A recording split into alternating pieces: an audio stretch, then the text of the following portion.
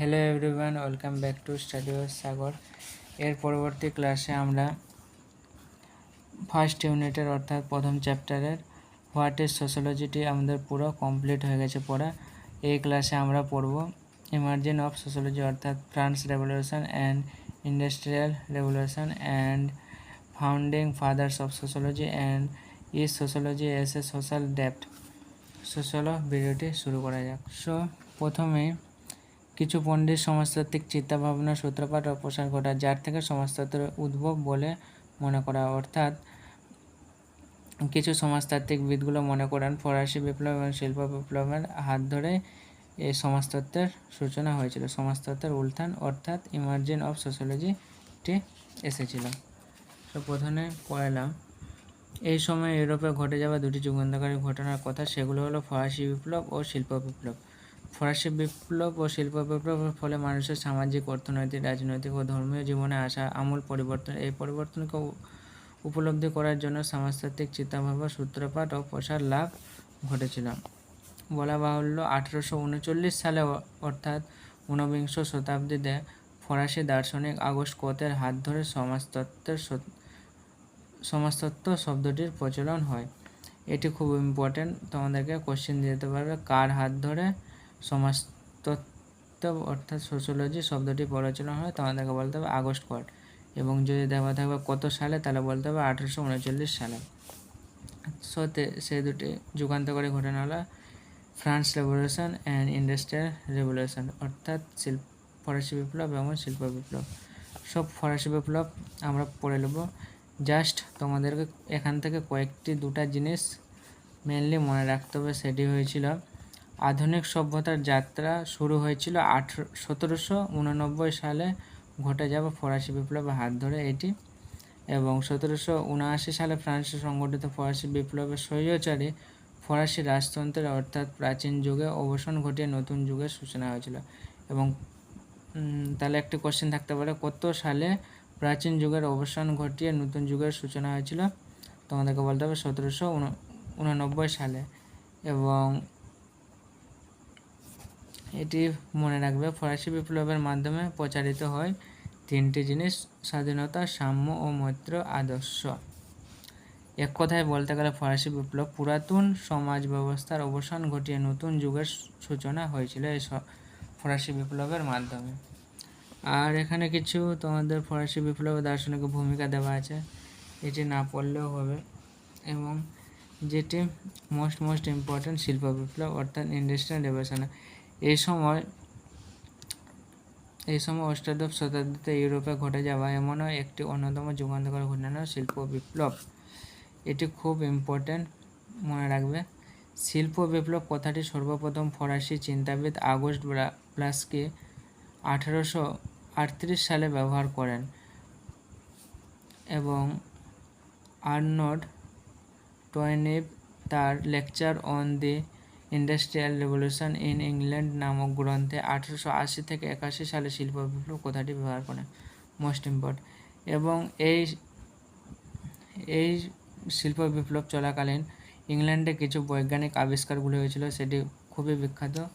Maybe তোমরা class 9-এ হিস্টোরিতে পড়ে হবে শিল্প বিপ্লব এবং ফরাসি বিপ্লব।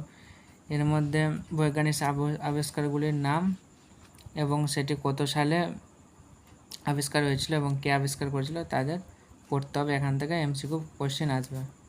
এটি হচ্ছে ভেরি মোস্ট ইম্পর্ট্যান্ট। প্রথমে আমরা দেখে নেব 1773 সালে জনকে এর আবিষ্কার করা উড়ন্ত মাকু, এটি খুব ইম্পর্ট্যান্ট, বা ফ্লাইং শাটল ইংলিশে যার নাম। এবং 1760 সালে জন স্টিনের ব্লাস্ট ফার্নেস। 1764 সালে হার গ্রিসের স্পিনিং জেনি। 1781 সালের জেমস ওয়াট নির্মিত বাষ্পচালিত ইঞ্জিন, এটি ইম্পর্ট্যান্ট। 1802 সালে ইংল্যান্ডে আবিষ্কৃত স্টিমার। 1811 সালে টেলফোর্ড ও ম্যাকআডাম পিচ রাস্তা তৈরির কৌশল আবিষ্কার করেন।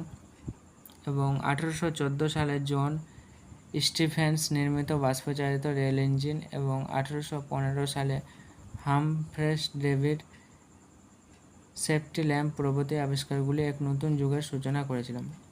মোস্ট ইম্পর্ট্যান্ট, মনে রাখবে। পরবর্তী আমাদের পড়তে হবে শিল্প বিপ্লবের প্রভাব ও সমাজতাত্ত্বিক চিন্তাভাবনা সূত্রপাত।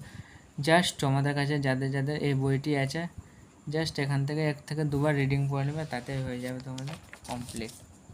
পরবর্তী যেটি আমরা পড়ব সেটা হচ্ছে সমাজতত্ত্বের পথপ্রদর্শনগণ অর্থাৎ ফাউন্ডিং ফাদার্স অফ সোশ্যোলজি। কারা সমাজতত্ত্বের জনক? সব প্রথমে তোমরা জানো সমাজতত্ত্বের জনক হচ্ছে আগস্ট কত, অর্থাৎ 1839 সালে ফরাসি সমাজতাত্ত্বিক আগস্ট কতের হাত ধরে সমাজতত্ত্ব বিষয়টি জন্ম হয়।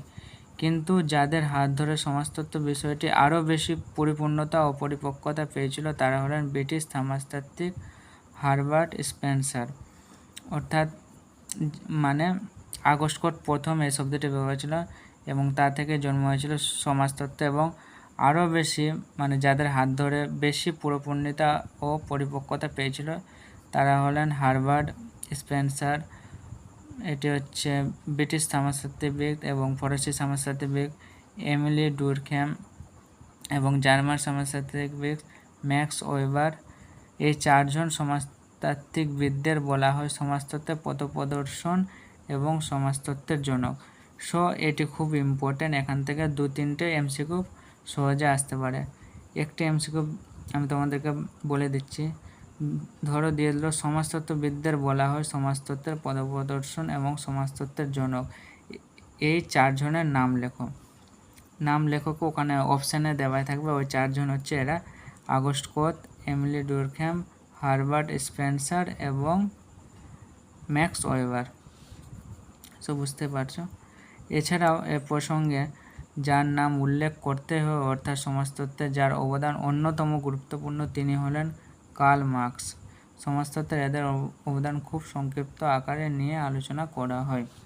সো প্রথমে আমরা পড়ে নেব আগস্ট কতের সমাজতত্ত্ব অবদান। তো দেখে নাও, এটি জাস্ট তোমরা 2 থেকে 3 বার রিডিং পড়বে তাহলে হয়ে যাবে, এখানে বেশি কিছু পড়ার নেই। তাও আমি খালি শুধু মেনটা পড়ে দিচ্ছি। আগস্ট কত। ফরাসি সমাজতাত্ত্বিক আগস্ট কত হলেন সমাজতত্ত্বের আদিগুরু বা জনক, সেটা তোমরা অলরেডি জানো। তিনি 1839 খ্রিস্টাব্দে সর্বপ্রথম সমাজতত্ত্ব শব্দটি ব্যবহার করেন।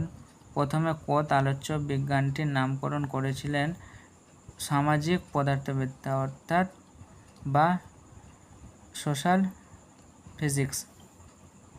সো এটি ইম্পর্ট্যান্ট। পরবর্তী আমরা পড়ে নেব সামাজিক শারীরবৃত্তীয়, তার বিখ্যাত বইগুলি। এটি ইম্পর্ট্যান্ট, মাস্ট ইম্পর্ট্যান্ট। অর্থাৎ আগস্ট কতের বিখ্যাত গ্রন্থগুলি বা বইগুলি হলো এটি, দেখে নাও। প্রথমটি হচ্ছে পজিটিভ ফিলোসফি 1830 থেকে 42।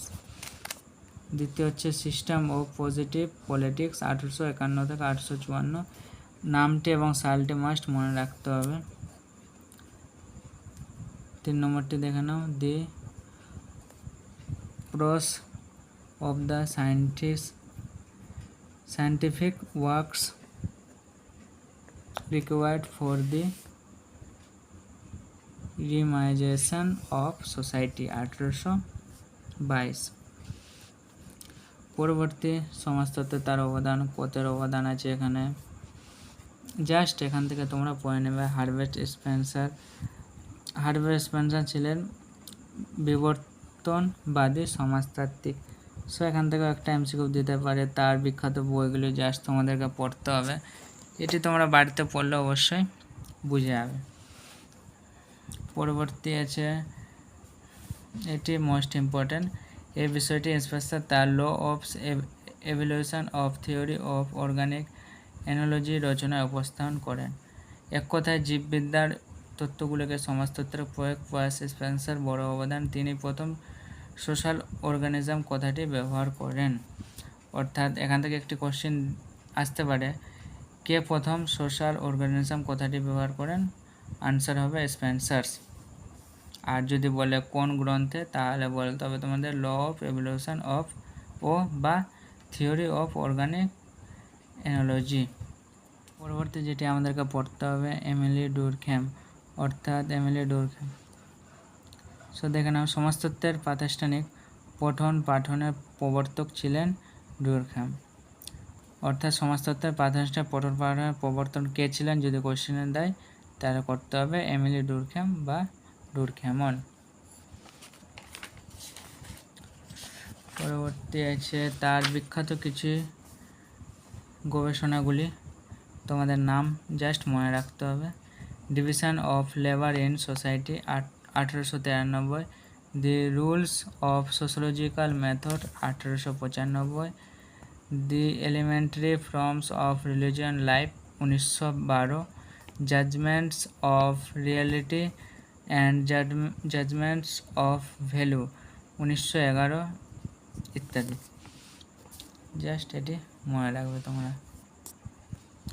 পরবর্তী আমাদের আছে এটি সামাজিক পরিবর্তন বিষয়ে দ্বন্দ্বের অবসান বিষয়ে মার্ক্সের রূপরেখা, এটি জাস্ট পড়ে নেবে। এবং পরবর্তী যেটি আমাদের মোস্ট ইম্পর্ট্যান্ট সেটি হচ্ছে আগস্ট কোটের law of three stage. So চলো পড়ে নিই। সমাজতত্ত্বের ইতিহাসে আগস্ট কোট ছিলেন সমাজতত্ত্বের জনক এবং একজন বিখ্যাত সমাজতাত্ত্বিক। সমাজ সম্পর্কে কোটের মৌলিক চিন্তাভাবনা আমরা তার যে দুটি বিখ্যাত গ্রন্থের মধ্যে খুঁজে পাই সেটি হলো কোর্স ডি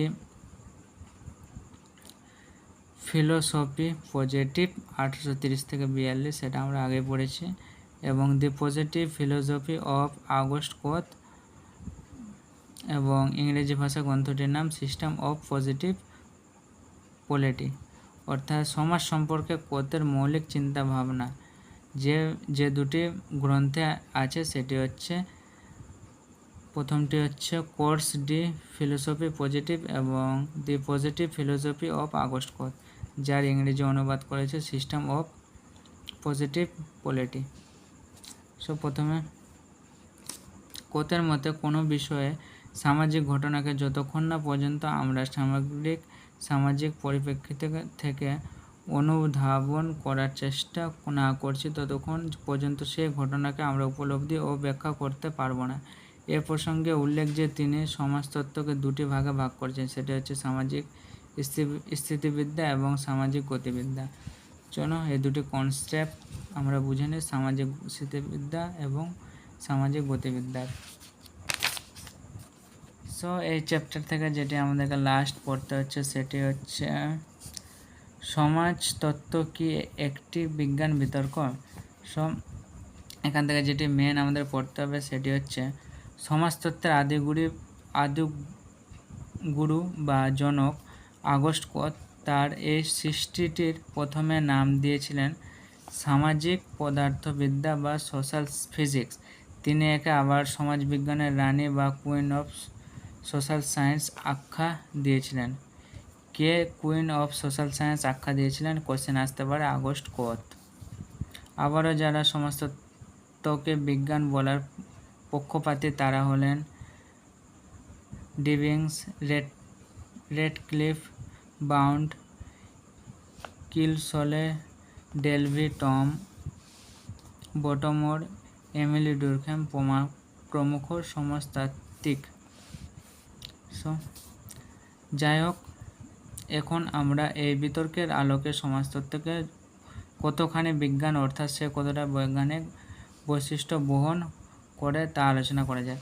সো এখানে মেনলি আমাদের যেটি পড়তে হচ্ছে সমাজতত্ত্বকে একটি বিজ্ঞানী বিতর্ক, সেই নিয়ে যেটি সমাজতত্ত্বের মতবিদগুলো তারা এই বৈশিষ্ট্য বের করেছে। তো জাস্ট এটি ইম্পর্টেন্ট না, তোমরা জাস্ট একটু বাড়িতে এটিকে ভালো করে পড়ে নেবে 2 থেকে 3 বার রিডিং, তাহলে হয়ে যাবে। সো এই চ্যাপ্টারটা আমাদের আজকে কমপ্লিট হয়ে গেল। জাস্ট তোমরা আরেকবার দেখে নাও তোমাদেরকে কি কি পড়তে হচ্ছে। মেনলি তোমাদেরকে যেটা পড়তে হবে আর সেখান থেকে কোয়েশ্চেন আশা করছি থাকছে সেটি হচ্ছে এটি France revolution and industrial revolution. এখান থেকে ইন্ডাস্ট্রিয়াল রেভলিউশন সেই সময় যেটি আবিষ্কারগুলি হয়েছিল এই আবিষ্কারগুলি জাস্ট মনে রাখবে, এবং শিল্প বিপ্লব সর্বপ্রথম কথাটি আগস্ট 22 1838 সালে ব্যবহার করেন। আর জাস্ট এগুলোই তোমাদেরকে যে ভালো করে মনে রাখতে হবে। সো এই চ্যাপ্টারটা আজকে কমপ্লিট হয়ে গেল। এর পরবর্তী ভিডিওতে এই চ্যাপ্টার থেকে মোস্ট ইম্পর্টেন্ট এমসিকিউ অর্থাৎ যেটি আসার সম্ভাবনা বেশি পরীক্ষাতে, সেই এমসিকিউগুলো তোমাদের আমি দেখে নেব এবং এমসিকিউ কীভাবে আসবে তাও আমরা কোশ্চেন প্যাটার্নটা তোমাদেরকে পরবর্তী ভিডিওতে বুঝিয়ে দেবো। সো তোমাদের যদি ভিডিওটি ভালো লাগে তাহলে অবশ্যই লাইক করবে। Thank you so much, by.